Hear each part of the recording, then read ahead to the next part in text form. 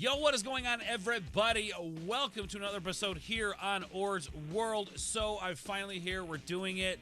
I'm having kind of a hard time filming this video because I want to make it right. So we're doing an actual proper review of the movie Wayne's World. Of course, here in Ord's World, where we focus a lot on 90s stuff. There'll be other stuff on the channel as well, and we're going to start moving more content over here to this channel. But until then, guys, I really wanted to try to put together a good review of a movie, and why not start with Wayne's World, really the inspiration for this channel, one of my favorite 90s movies of all time. So I'm excited to talk about this, and we have a lot to get to. But before we do that, guys, if you're new to the channel, do me a favor, hit that subscription button down below.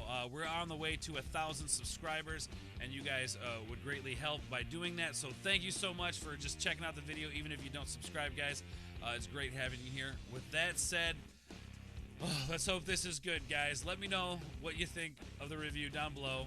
Let's get into it. All right, so I want to start off by saying this movie really, I think, holds up. And even though there were a lot of bad, I mean, let's be honest, guys, a lot of bad movies in the 90s. What killed the dinosaurs?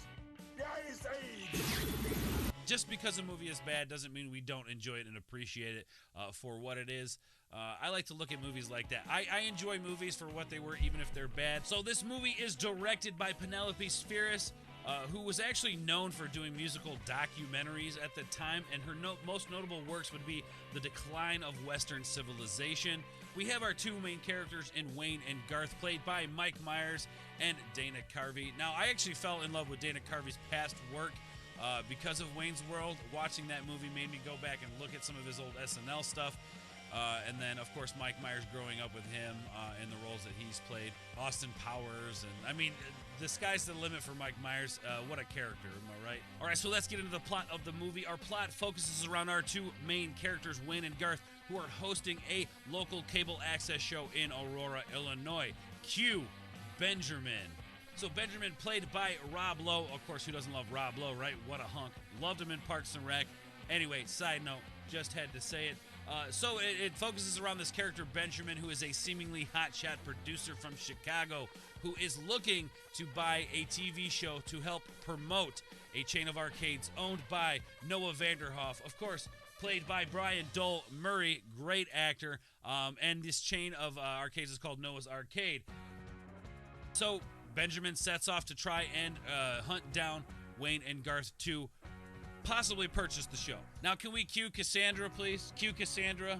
All right, so Cassandra Wong is played by Tia Carrere, a total badass chick who rocks in a band called Crucial Taunt. This obviously is a fake band that was created for the movie, but nonetheless, totally kicks ass, plays bass, and who doesn't love a kick-ass hot chick who plays bass? I mean, let's be honest here. All right, so then we have our main characters, Wayne, Garth, Benjamin, and Cassandra, all at the same place at a show where Crucial Taunt, Cassandra's band, is actually playing. And then after a set, Benjamin approaches Cassandra, says he wants to produce a music video for her and her band. You guys remember when music videos actually used to really be a thing, like when they were actually good? Yeah, I remember that too. All right, so Wayne and Garth come to the conclusion that Benjamin is up to no good, and our dynamic duo seeks out to make things right. So one thing I do have to mention here, some notable mentions in this movie. Of course, we have Chris Farley, we have Meatloaf, Alice Cooper. Like I said, guys, the cast of this movie is bar none one of the best when it comes to a comedy. And it really just is one of the best SNL movies possible. Again, it stands right next to Blues Brothers. Blues Brothers is great as well. I'm not saying it's better than the Blues Brothers. I'm just saying I think it stands on its own, but it stands next to a movie like Blues Brothers. And it's a classic. Not to mention, this movie has one of the most memorable openings to a movie you can think of. Bohemian Rhapsody while driving in the Gremlin. A little silhouette of a man. Scaramouche, will you do the fandango? I mean, you can't beat it. It's iconic. People remember it. And even if you've never seen Wayne's World, you understand the pop culture reference, which is what I think is great about this movie, understanding the pop culture reference. I'm reminded of the scene where Benjamin's trying to tell Wayne and Garth that, you know, they have to bow down to the big man when they're playing in the big leagues now. And yeah, you guys will see it. It's a great scene. Inside this movie, there's a lot of heartwarming and tender moments between characters, but yet still being funny. And I think that's what makes this a great movie. Is that it throws you out and reels you back in with emotion. and laughter. And there isn't a moment that goes by that you don't appreciate what's happening on the screen. And these guys were so much on the mark with the pop culture references, anywhere from, like I said, Terminator 2 all the way back to Laverne and Shirley. And it was great because young people loved it and older people loved it, because there was all these references to things that either people grew up with enjoying or were relevant at the time.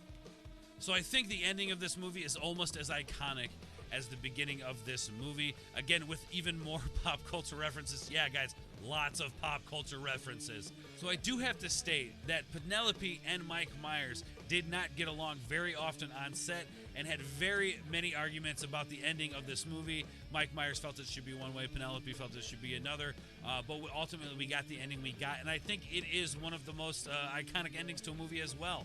You remember the ending just as much as you remember the beginning. Now, this movie isn't a groundbreaking movie. It doesn't break any glass ceilings by any means. This is just a fun escape, a fun time machine, if you were, to jump into and travel back to the 90s and enjoy, a better time, I think. All right, so what it comes down to, this is just a fun escape, a fun movie to watch with the family. There's not too many obscene references in there. A lot of fun humor from the 90s. And if you guys like that sort of thing, this is the perfect movie for you guys to watch. But anyway, guys, that is my overall review. I love this movie.